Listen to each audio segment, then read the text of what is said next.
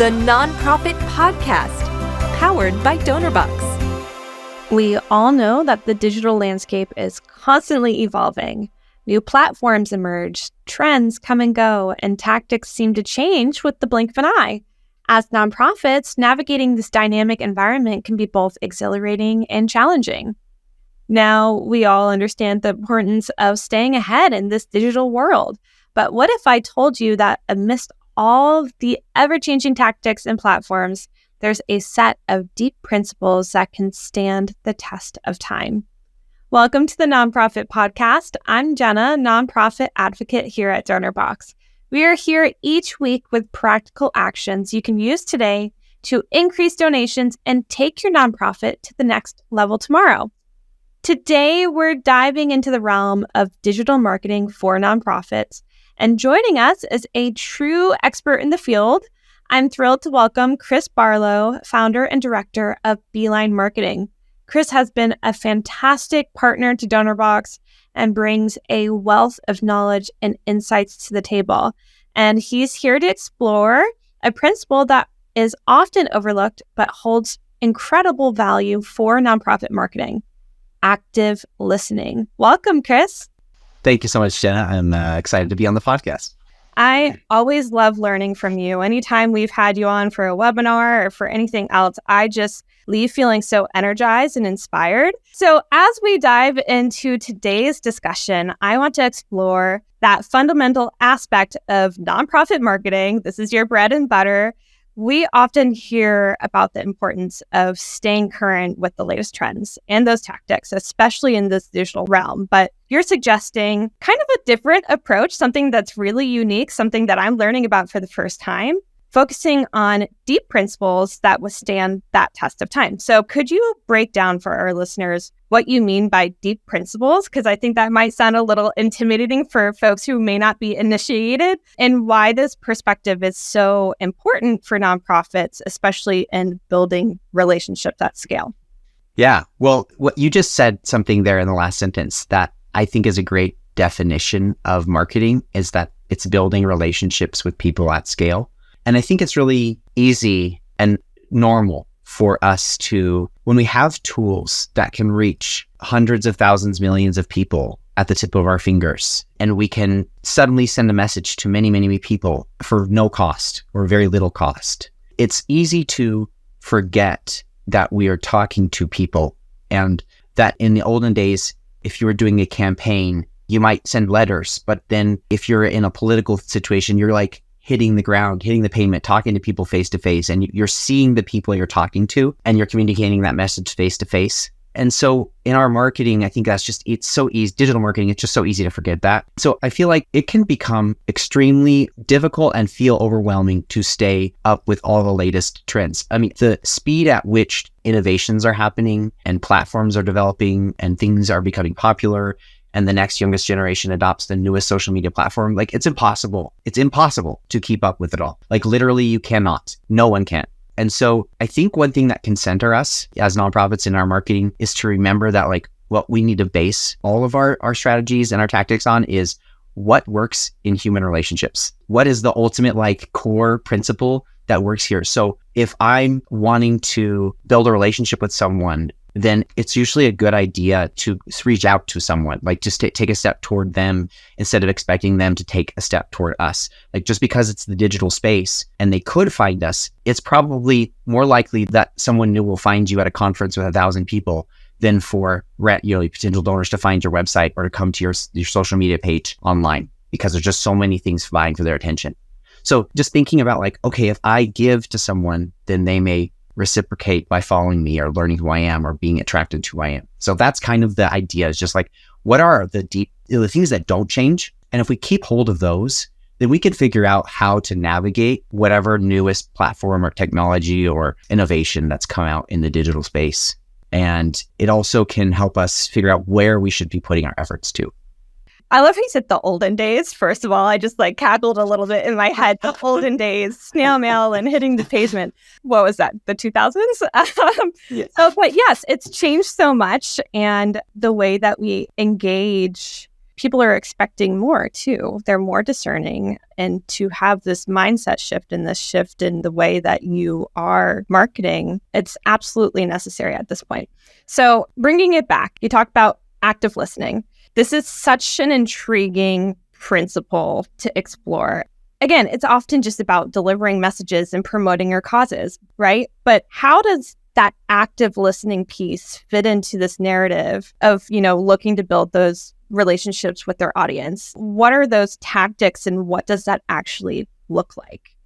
Well, and active listening is just one of the many deeper principles that we can look at that are based on how to build a good relationship with someone, how to have a healthy relationship. So yeah, there's a lot of areas we can apply it to. So like in advertising, in our email marketing, in our website, other areas, social media, whatever.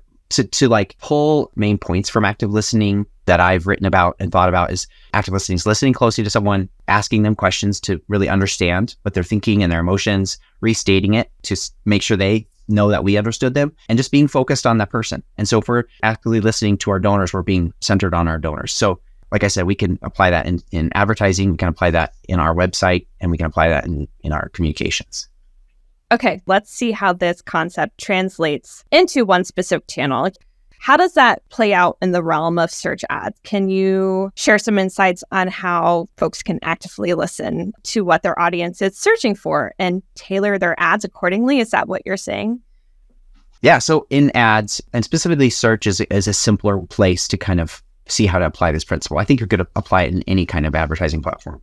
But someone's doing a search and you want to run an ad, you're using maybe your Google Grant or whatever search engine. You can, first of all, before you even run ads, do some research and see what are people searching for. And then before you just throw out ads that are about your organization, you have to think about what are people searching for that our organization can respond to in a relevant way that's helpful to the person. That's based on what they're searching for, not what I want them to find. And even more specifically, like getting down into the nitty gritty, people don't spend a long time reading the search results. They don't read every word. We all just kind of skim. They've shown that in a few milliseconds, people make a quick decision about what page they're going to click on and result and look at it. And then if it's not good, just hit back and go to the next one. So we are not trying to write this really strong copy with persuade someone that you are the best result. You just need to show them that you're relevant. The best way to do that is to restate in your headline what they searched for. It's that I'm not going to mock you by like copying exactly what you said, but I do want to, in my first 2-3 headlines, say exactly what you said, basically, closely. And then in the headlines 2 and 3, kind of give a little bit more context, add a little who you are or what you could do to help, or give them a call to action. Just expand and say, here's what you're saying. And we find, for example, that if your first headline matches the keywords of what someone searched, it significantly increases the click-through rate. Instead of, Google with a grant program, you need a 5% click-through rate minimum. So if 5 out of 100 people click your ad, and if you restate what people said, you usually can double that. You can usually at least get a 10% click-through rate, sometimes higher. Can you give me an example of what those statements look like or what those searches look like and how that translates from the search to the ad? With the grant, we will do something called single keyword ad groups. And this is kind of getting technical, but essentially an ad group is a group of keywords that are kind of related that have 2 ads, two variants basically. So instead of having a group of maybe 5 to 10 keywords that have a similar ad because they're related, we will actually use 1 or 2 keywords in an ad group. And so that way, let's say someone is searching for help my angry child. Then instead of creating one ad for help my angry child and child tantrum and angry 3-year-old and having one ad for all 3 of those different keywords, we'll actually have one ad for each keyword and the headline will be the same. So help my angry child, the first headline will say help your angry child or help your angry 3-year-old. That's different. Or like help your child's tantrum. Whatever it might be, we try to match that keyword that they searched because it's showing we're actually taking the time to connect with what you said. And so that practice of active listening, repeating back to them what they said in that first headline. So people click on these ads, they find your organization, and now they are landing on your website. It's the central hub for all the information. This is the home for all the things that you do. So how can organizations use their websites to create the same effect of that active listening? There's a lot of different ways that you can do this. Going back to like the example of you're showing up on a search engine, whether through an ad or through just organic results, You want to continue that restating and that process of giving people the sense of being understood as quickly and simply as you can, because obviously this isn't a real conversation, but it's as close as you can in a short digital context, is match the keywords. What does the headline of the page say to what they were searching for? And, a place like your homepage, you can't match everything that everyone's going to search. Like, you're going to have one specific message. But if you're running ads or if you have blog articles, just make sure that your meta description in a blog article or your ad headline matches the headline or has close relevance to the headline on the page. Obviously, you're not going to, an example I gave, my angry child and child tantrum, my angry 3-year-old. Like, you can't have 3 different headlines on your landing page. Think from a perspective of a newcomer and saying, does this still feel like we're talking about the same thing? And are they going to feel heard and listened to? That's the first thing. But then there are a lot of tools out there to help you engage with people before they ever even become a subscriber. There are tools where you can have a poll on your website and you can just ask, are you finding everything you were looking for on this page? Yes or no? And if they say yes, they're great. If they say no, you can have, what were you looking for? And not ask for their email. You're just wanting to get feedback from people. There's a lot of different tools that do that. One I know of is called Hotjar. And they allow you to add surveys and polls to your website pages. And then similarly, you can look at user behavior aggregated, specific users. You can watch you don't know who those people are. You can see a recording of where their mouse movement went, or how far all the users in the last month scroll down the page or what they clicked on. And you can just see people they're moving their mouse over this particular text. That means they're reading it. They're ignoring this entire section of the page, or they're clicking on something that can't be clicked on. It's not to spy on people. You're just trying to say, how can we design the website in such a way based on what our people are doing and what they think they ought to be able to do? That's paying close attention to people and how they're responding to you. Again, because you're not having a face-to-face conversation, the closest thing you can do is react and respond to and make changes according to what people do.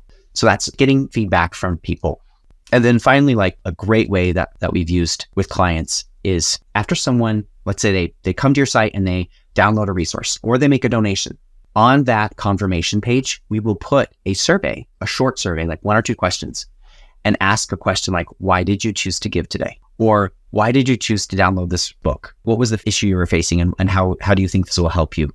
Asking those questions allows us to get to know people better who are, in our audience, and asking them, for feedback or you could ask, would you like to talk to someone on our team to share your story? How you're connected, how we can improve as an organization. Asking for that, obviously that opens up a real dialogue, a real chance to really listen, but it also gives you the language that your users are using, the word choice, and you can take that and improve how you communicate in the future. So people are telling you why they chose to give today. We'll take all of that feedback, put it, we did this with an organization. We took all the feedback for all the different ebooks they had put together and then organized it based on the different specific things that people pointed out. And we used that to rewrite the landing page copy so that it would use the same language, same issues that our actual audience was sharing about. We were not only just listening to people and giving them a chance to give us feedback, but we were responding and shifting the way our words and our communication to them. I think that's a really cool way to uncover unexpected needs of your audience. How would you otherwise know that if you're not asking for that feedback? That really kind of shows the trends and how you can adapt. So how much feedback do you think an organization would need to be able to implement these thoughtful changes to their website to better serve their audience? That's a great question. I think if you're talking about just user behavior, on the page, I think it obviously depends on your traffic. If you've got a lot of traffic to your site, you have thousands of visitors, then you can probably make changes within a few weeks or a month. And I would say just in general, based on user behavior, if you're just looking at the scroll map or the heat map or the click map or whatever, then yeah, you want more in data. But if you're writing a poll and someone says, I'm not finding this information, and you're like, oh yeah, that should be on the page. You can get one piece of feedback. You don't need a lot of feedback. Qualitative data is so valuable. So a poll, a survey, any of that, you can make changes right away, especially if you're like, yeah, that should be there. And if you're just trying to improve the copy, it's helpful to gather a little bit more, however many results that you want. I think with that particular project that I was thinking of when we rewrote the landing page, we had about 150 responses. So it just depends on how long that takes to gather, but we were able to really pull out some patterns from that. So other channels for communication. Email remains a really powerful communication tool for nonprofits. So in the context of email, how can nonprofits practice this active listening? Well, the first thing I would say is we all measure, and it's understandable and it's a good thing to, effectiveness of email by open and click rate. But are we measuring our reply rate? And are we wanting or aiming for replies? Because if people reply to us, we can actually listen to them. We can actually engage in conversation. And of all the channels that we've talked about so far, this one is the most like a real conversation because someone can hit reply. And ideally, there should be someone on the other end who can respond. And so encouraging that, and I would say even text messages are even more effective for engaging someone in a conversation. People are much more likely to tap out a short little response, swipe one on their phone, than type one on their email, because that's just kind of how we're programmed. We don't think of replying to marketing emails, but the more our emails look personal, our marketing emails, and the more we tell people, I will reply, I'll respond to I read all the responses, I will reply to you, that will encourage some of that. So that's just one simple way. Another one is people talk about cleaning up your list to be more effective. That's the benefit for us is, engagement will go up if we clean our list from people who are just not engaged anymore, not opening our emails. But looking at, our users' engagement and saying, okay, no one responded to that. Okay, I guess either there was something wrong with the way we communicated or people are just not wanting to hear about that right now. And that doesn't mean what we're offering them is wrong or not right, but we need to think about how to better communicate that in a different way. Or if people are just not responding at all, it's we need to let them go. And we don't have to force them to unsubscribe. We can just let them know, hey, we haven't heard from you in several months. You haven't opened anything. And if you don't click on anything, here's some resources that we have. If you click on one of these resources, that's you just telling us, I want to stay subscribed. And this is helpful to me. And if you don't, no problem. We'll automatically unsubscribe you. And that's just courteous to do. You don't want people on your list who aren't engaged. And that's good listening. You're paying attention to what people are responding to. And then if you have an email that people are really responding to, it's okay, what is it about this email that people really appreciate? If they're all opening it, they're all clicking it. And then lastly, have a client who they have what's called, they invite people to join the quote unquote insiders team. And it's different from their donor team. It's we'd love to get your feedback on stuff before we put it out widely. So share a little bit about what you think about this new resource that we created, or before we write on this topic, we'd love to get your, so just giving people this sense of ownership in the organization. So again, that kind of invites that relationship and gives people a chance to say your voice is welcomed and heard, and we want you to engage. It sounds like there are a lot of ways through a lot of different channels that people can implement this. And I guess I want to take a step back, and ask for organizations, so what? Why does this matter? What can the impact be if they do this well? I would say ultimately it provides clarity. And so whatever your goal is, say we really want to grow our donor base. Well, then how should we go about doing that? And if you start with a deeper principle rather than we just want more engagement on Instagram. Well, why do you want that engagement? Just it helps you answer that question why and how, because you're thinking about how can we be relational in our digital marketing? Because the more people feel personally connected to us, they're going to believe, in our mission and be really passionate about it and support our work and be part of supporting the work that they believe in. One final thought here. Where and how could this go wrong? What are some common missteps that nonprofits should avoid when attempting to apply these principles with their audience? A great one is asking people to fill in a survey or respond and then not doing anything with it. You got to be ready to do something with what they shared. You got to provide the active listening part. You're asking for them to share and talk, and you're listening in that way. But then are you restating? Are you adjusting your communications? Are you adapting in some way? One thing to not listen at all, people don't expect you to listen to them. One other thing to be I'm listening. And then you just them till they're done talking and they don't feel listened to. Okay, to wrap us up, for nonprofits that are looking to implement better ways of listening to the audience through any type of channel, where would you say they should start? What are some practical steps that they can take to incorporate this active listening into their overall marketing strategy? I think starting with your website, because that's just, kind of who you are, your digital presence, and focusing on how can we ask people these little questions, do a survey, or especially on a donor thank you page, ask people why they gave. Just start with that. That'll be encouraging to you. And it'll also help you know how to better engage people and make a strong value proposition for why should people give in the future. I think that our listeners could set aside an hour even just this week to take the time and think about what questions they should be asking and how they can apply that once they do get those responses. And from there, Chris, if folks want to dive deeper, how can they enlist the help of Beeline?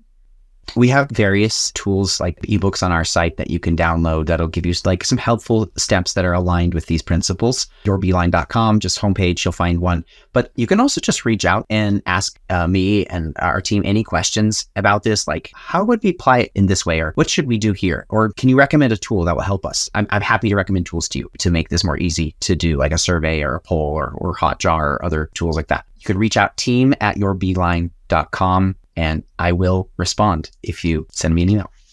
We also have a couple of great articles that Chris shared with us on effective ad copy and email marketing for nonprofits. So we'll go ahead and link those in the show notes as well. Chris, this has been really eye-opening, and I'm eager to learn more from you. Thank you so much for sharing your insights with us today. Thank you, Jena. To our listeners, I'm sure you're feeling as inspired as I am after this conversation. It's a clear reminder, I think, that authentic connection should always be at the heart of what we do. Thank you for joining me on the Nonprofit Podcast. I hope you've left with the confidence to take a small step today that will make a big difference tomorrow. Be sure to click the download button on your podcast player, then leave the Nonprofit Podcast a review, or give it a thumbs up if you're listening to the Nonprofit Podcast on YouTube. Your review is a great way to help others find us. You're here to help others. We're here to help you. Until next time, stay inspired. That warm feeling when you help someone, it's not just happiness, it's fulfillment. And we believe it should be available to everyone, from frontline heroes to first-time fundraisers. Our tools empower you to help others. This is our mission. This is Donorbox, helping you help others.